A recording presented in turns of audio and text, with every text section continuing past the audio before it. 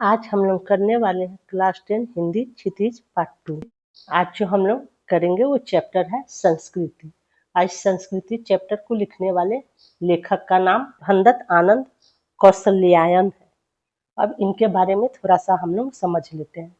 तो स्टार्टिंग में ही बता देते हैं, लेखक परिचय जब भी लिखिएगा इसमें 4 पॉइंट होना जरूरी है। जीवन परिचय याद रखिएगा, रचनाएं याद रखिएगा, साहित्यिक विशेषताएं याद रखिएगा और भाषा शैली याद रखिएगा।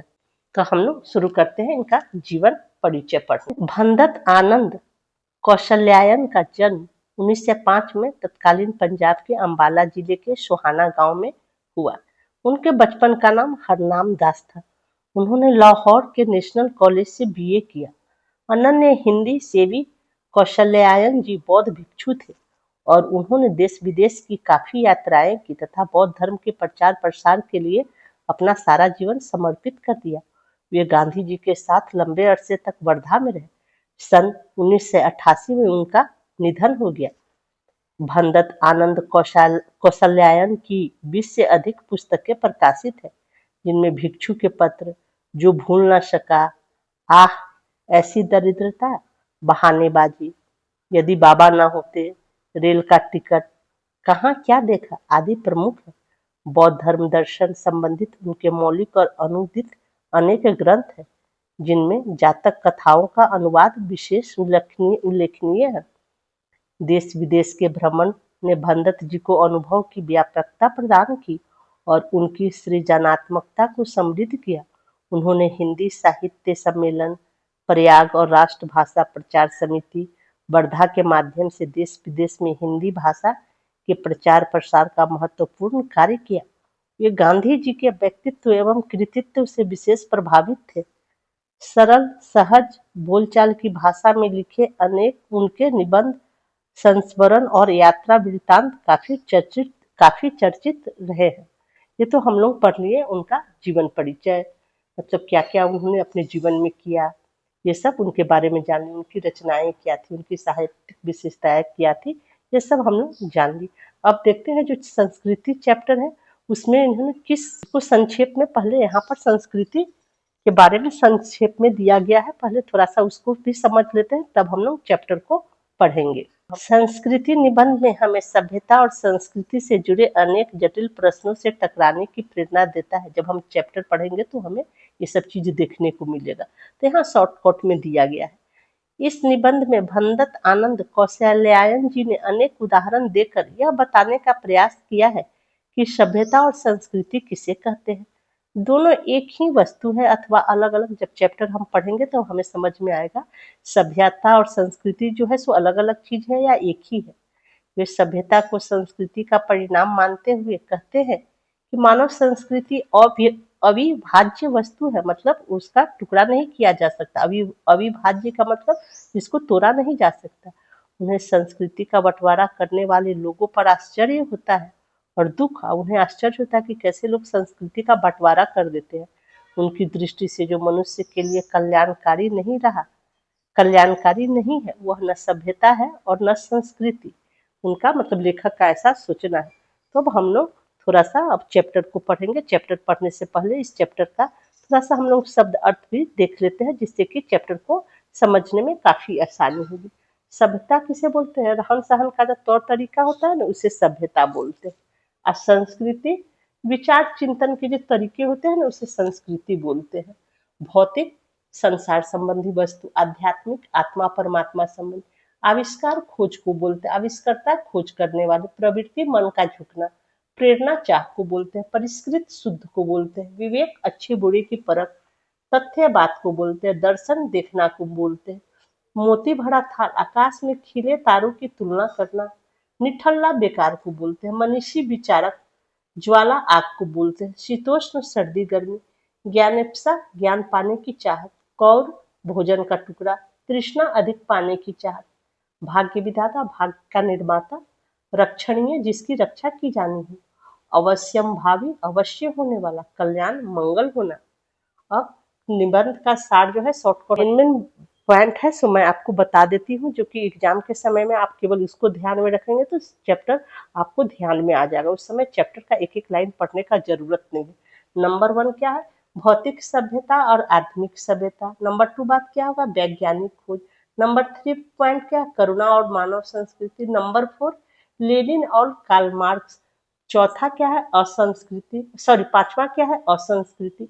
छठा क्या है, संस्कृति का परिणाम। तो अब हम लोग शुरू करते हैं चैप्टर को पढ़ना। जो शब्द सबसे कम समझ में आते हैं और जिनका उपयोग होता है सबसे अधिक, ऐसे दो शब्द हैं, सभ्यता और संस्कृति। लेखक बोल रहे हैं इन दो शब्दों के साथ जब अनेक विशेषण लग जाते हैं, उदाहरण के लिए जैसे भौतिक सभ्यता और आध्यात्मिक सभ्यता, तब दोनों शब्दों का जो थोड़ा बहुत अर्थ समझ में आया रहता है वह भी गलत सलत हो जाता है। क्या यह एक ही चीज है अथवा दो वस्तुएं? अब ये बोल रहे हैं, लेखक जो बोल रहे हैं सो बोल रहे हैं क्या, सभ्यता और संस्कृति के बारे में बोल रहे हैं, ये एक है या अलग अलग है। तो क्या बोल रहे हैं कि अगर इन दोनों शब्दों के साथ अगर विशेषण लगा दिया जाता है, जैसे विशेषण पता ही ना, जो संज्ञा की विशेषता बताता हो उसे विशेषण। तो जैसे सभ्यता में हम कुछ अलग लगा दे, जैसे भौतिक सभ्यता, आध्यात्मिक सभ्यता, तो इसमें जो थोड़ा बहुत जो अर्थ भी अगर हमें समझ में आया रहता है वो भी और थोड़ा गलत सलत हो जाता है। जैसे सभ्यता और संस्कृति तक कुछ समझ में आते रहता है, लेकिन अब हम इसमें लगा दिए भौतिक सभ्यता तो आध्यात्मिक सभ्यता, तो अब जो भी मुझे मतलब समझ में आते रहता है वो थोड़ा अब गड़बड़ होने लगता है, मतलब थोड़ा डिफिकल्ट हो जाता है समझने में। क्या कह रहे हैं, क्या वह एक ही चीज है, मतलब भौतिक सभ्यता और आधुनिक सभ्यता जो एक ही चीज है या अलग अलग बात है? कल्पना कीजिए उस समय की जब मानव समाज का अग्नि देवता से साक्षात नहीं हुआ था। आज तो घर घर चूल्हा जलता है। जिस आदमी ने पहले आग का आविष्कार किया होगा वह कितना बड़ा आविष्कार करता होगा। अब लेखक क्या बोल रहे हैं कि अब मान लीजिए मानव समाज जब आग का मतलब खोज किया उस समय, तो मतलब समझ में उस समय लगता है कि आग कितना बड़ा चीज है, लेकिन आज तो ऐसा हो गया कि आज तो घर घर में चूल्हा जलता है। तो जिस आदमी ने पहले आग का आविष्कार किया होगा कितना बड़ा आविष्कार करता होगा। तब सही बात है कि उसी आग की वजह से आज हम लोग, आग की वजह से कितना सारा काम होता है, खाना बनता है, ठंडा में हमें गर्मी देता है। पहले ट्रेन भी मतलब आग के मतलब इस कोयला को जला के ही मतलब उससे ट्रेन भी चलता था। तो इससे आग का आविष्कार जो है सो जो किया होगा उसने सही में कितना बड़ा वो आविष्कार करता होगा। अथवा कल्पना कीजिए उस समय की जब मानव को सुई धागे का परिचय नहीं था, जिस मनुष्य के दिमाग में पहल बात आई होगी कि लोहे के एक टुकड़े को घिसकर उसके एक सिरे को छेद कर और छेद में धागा पिरोकर कपड़े के दो टुकड़ों के एक साथ जोड़े जा सकते हैं, वह भी कितना बड़ा आविष्कार करता रहा होगा। अब लेखक बोल रहे हैं सुई धागा के बारे में ही सोचिए, तब आपको अंदाज लगेगा कि सही में सुई धागा का भी आविष्कार जो किया होगा कितना वो सोचा समझा होगा कि कपड़ा का दो टुकड़ा लेना है और सुई धागा से उसे जोड़ देना है, तो वो भी अपने आप में कितना बड़ा मतलब आविष्कार होगा। और जिसने इसका खोज किया होगा वो कैसा आविष्कार करता रहा होगा। इन्हीं दो उदाहरणों पर विचार कीजिए। पहले उदाहरण में एक चीज है किसी व्यक्ति विशेष की आग का आविष्कार कर सकने की शक्ति, और दूसरी चीज है आग का आविष्कार। इसी प्रकार दूसरे सुई धागे के उदाहरण में एक चीज है सुई धागे का आविष्कार कर सकने की शक्ति और दूसरी चीज है सुई धागे का आविष्कार। जिस योग्यता, प्रवृत्ति अथवा प्रेरणा के बल पर आग का व सुई धागे का आविष्कार हुआ है वह व्यक्ति विशेष की संस्कृति, और उस संस्कृति द्वारा जो आविष्कार हुआ, जो चीज हम उसने अपने तथा दूसरों के लिए आविष्कृत की, उसका नाम है सभ्यता। अब यहाँ लेखक क्या बता रहे हैं, तो एग्जाम्पल देके समझा दिए। तो इसमें कहा जा रहा है कौन सा चीज संस्कृति है और कौन सी चीज सभ्यता है, तो ये कहने वाली बात है। तो लेखक क्या कह रहे हैं, सुई धागे का जो आविष्कार हुआ वो व्यक्ति विशेष की संस्कृति है, और उस संस्कृति द्वारा जो आविष्कार हुआ, जो चीज उसने अपने तथा दूसरे के लिए आविष्कृत किया, मतलब उसका तो यूज सुई धागा का तो अपने भी यूज किया, दूसरा भी उसका मतलब ये किया, तो उसका नाम है सभ्यता। जिस व्यक्ति में पहली चीज जितनी अधिक और जैसी परिष्कृत मात्रा में होगी वह व्यक्ति उतना ही अधिक और वैसा ही परिष्कृत आविष्कार करता होगा। एक संस्कृत व्यक्ति किसी नई चीज की खोज करता है, किंतु उसकी संतान को वह अपने पूर्वज से अनायास ही प्राप्त हो जाती है। जिस व्यक्ति की बुद्धि ने अथवा उसका विवेक ने किसी भी नए तथ्य का दर्शन किया वह व्यक्ति ही वास्तविक संस्कृत व्यक्ति है। अब कहा जा रहा है कि जिस व्यक्ति ने कोई चीज का आविष्कार किया तो उसके मतलब संतान को तो अनायास ही मिल गया, उसे तो उस चीज को खोज करना नहीं पड़ा। जैसे आग का जिस व्यक्ति ने खोज किया होगा उसके बाद तो हम लोग तो उनके वंशज ही हो गए ना, तो हमें तो फिर आग का खोज नहीं करना पड़ा ना, तो वो चीज़ तो हमें अपने आप ही मिल गया। एक आधुनिक उदाहरण में न्यूटन ने गुरुत्वाकर्षण के सिद्धांत का आविष्कार किया। वो संस्कृत मानव था। आज के युग का भौतिक विज्ञान तथा विद्यार्थी न्यूटन के गुरुत्वाकर्षण से तो परिचित है ही, लेकिन उसके साथ उसे और भी अनेक बातों का ज्ञान प्राप्त है जिनसे शायद न्यूटन अपरिचित ही रहा। ऐसा होने पर भी हम आज के भौतिक विज्ञान के विद्यार्थी को न्यूटन की अपेक्षा अधिक सभ्य भले ही कह सके, पर न्यूटन जितना संस्कृत नहीं कह सकते। आग के आविष्कार में कदाचित पेट की ज्वाला की प्रेरणा एक कारण रही। सुई धागे के आविष्कार में शायद शीतोष्ण से बचने तथा शरीर को सजाने की प्रवृत्ति का विशेष हाथ रहा।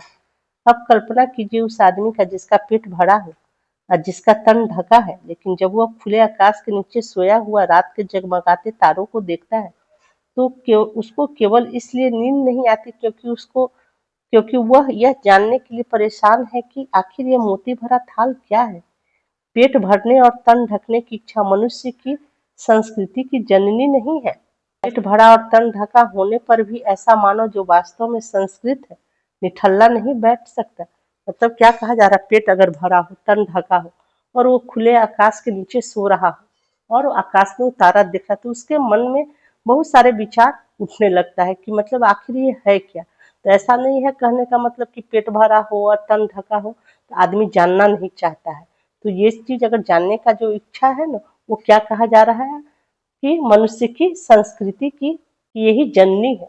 हमारी सभ्यता का एक बड़ा अंश हमें ऐसे संस्कृत आदमियों से ही मिला है जिनकी चेतना पर स्थूल भौतिक कारणों के प्रभाव प्रधान रहा है, किंतु उसका कुछ हिस्सा हमें मनुष्यों से भी मिला है जिन्होंने तथ्य विशेष को किसी भौतिक प्रेरणा के वशीभूत होकर नहीं, बल्कि उनके अपने अंदर की महज संस्कृति के कारण ही प्राप्त किया है। रात के तारों को देखकर न सो सकने वाला मनुष्य हमारे आज के ज्ञान का ऐसा ही प्रथम पुरस्कर्ता था। भौतिक प्रेरणा, ज्ञानेप्सा, क्या ये दो मानव संस्कृति के माता पिता है? दूसरे के मुंह में कौड़ डालने के लिए जो अपने मुंह का कौड़ छोड़ देता है, उसको ये बात क्यों और कैसे सूझती? रोगी बच्चे की सारी रात गोद में लिए जो माता बैठी रहती है, वह आखिर ऐसा ऐसा क्यों करती है? सुनते हैं कि रूस का भाग्य विधाता लेनिन अपने डेस्क में रखे हुए डबल रोटी के सूखे टुकड़े स्वयं न खाकर दूसरों को खिला दिया करता था। वो आखिर ऐसा क्यों करता था? मतलब ऐसा इंसान क्यों करता है? जैसे माँ है अपने बच्चों को लेकर गोद में बैठी रहती, जो बीमार बच्चा है। और फिर क्या कहा जा रहा है, लेनिन के बारे में बताया जा रहा है, वो ब्रेड का टुकड़ा अपने डेस्क के नीचे रखा करते थे, लेकिन वो खुद नहीं खाते थे, दूसरों को खिला दिया करते थे। तो कहने का मतलब है इस तरह से मनुष्य क्यों करता है? संसार के मजदूरों को सुखी देखने का स्वप्न देखते हुए कार्ल मार्क्स ने अपना सारा जीवन दुख में बिता दिया।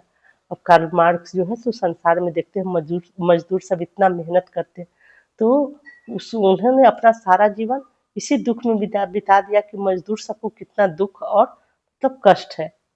इन सबसे बढ़कर आज नहीं, आज से 2500 वर्ष पूर्व सिद्धार्थ ने अपना घर केवल इसलिए त्याग दिया कि वह किसी तृष्णा के वशीभूत लड़ती कटती मानवता सुख से रह सके। मतलब कहा जा रहा है, सिद्धार्थ के बारे में कहा जा रहा है आज से 2500 वर्ष पूर्व जो अपना घर छोड़ देते हैं और किसी चीज की खोज में वो निकल जाते हैं। तो कहने का क्या मतलब है कि वो तो मतलब राजा के बेटा थे ना, तो चाहते थे घर में वो ना तो बहुत सारा सुख सुविधा मिलता ना, और खुद भी राजा थे, लेकिन वो सारा चीज को त्याग कर क्यों वो जंगल में चले जाते हैं, कोई चीज ज्ञान की खोज में वो बाहर निकल जाते हैं। हमारी समझ में मानव संस्कृति की जो एक योग्यता आग और सुविधाओं का आविष्कार कराती है वह भी संस्कृति है, जो योग्यता तारे की जानकारी कराती है वह भी, और जो योग्यता किसी महामानव से सर्वस्व त्याग कराती है वह भी संस्कृति है। अब लेखक क्या बता रहे हैं, क्या योग्यता है और क्या संस्कृति है। और सभ्यता के बारे में क्या करें, सभ्यता है संस्कृति का परिणाम। हमारे खाने पीने के तरीके, हमारे ओढ़ने पहनने के तरीके, हमारे गमनागमन के साधन, हमारे परस्पर कट मरने के तरीके, सब हमारी सभ्यता है। मानव की जो योग्यता उससे आत्म विनाश के साधनों का आविष्कार कराती है, हम उसे संस्कृति कहें या असंस्कृति। और जिन साधनों के बल पर वह दिन रात आत्म विनाश में जुटा हुआ है, उन्हें हम संस्कृति सभ्यता समझे या असभ्यता। संस्कृति का यदि कल्याण की भावना से नाता टूट जाएगा तो वह असंस्कृत होकर ही रहेगी, और ऐसी संस्कृति का अवश्यंभावी परिणाम असभ्यता के अतिरिक्त दूसरा क्या होगा। संस्कृति के नाम से जिस कूड़े करकट के ढेर का बोध होता है वह न संस्कृति है न रक्षणीय वस्तु। क्षण क्षण परिवर्तन होने वाला संसार में किसी भी चीज को पकड़ कर बैठा नहीं जा सकता। मानव ने जब प्रज्ञा और मैत्री भाव से किसी नए तथ्य का दर्शन किया तो उसने कई वस्तु नहीं देखी जिसकी रक्षा के लिए दल बंदलियों की जरूरत है। मानव संस्कृति एक अविभाज्य वस्तु है और जिसमें जितना अंश कल्याण का है वह अकल्याणकारी की अपेक्षा श्रेष्ठ नहीं अस्थायी भी है। प्रकार लेखक जो है सो बताते हैं संस्कृति और सभ्यता के बारे में बताते हैं। संस्कृति किसे कहते हैं और सभ्यता किसे कहते हैं। ये इस प्रकार ये चैप्टर यहीं पर समाप्त होता है। नेक्स्ट वीडियो में हम लोग इस चैप्टर का प्रश्न और अभ्यास करेंगे।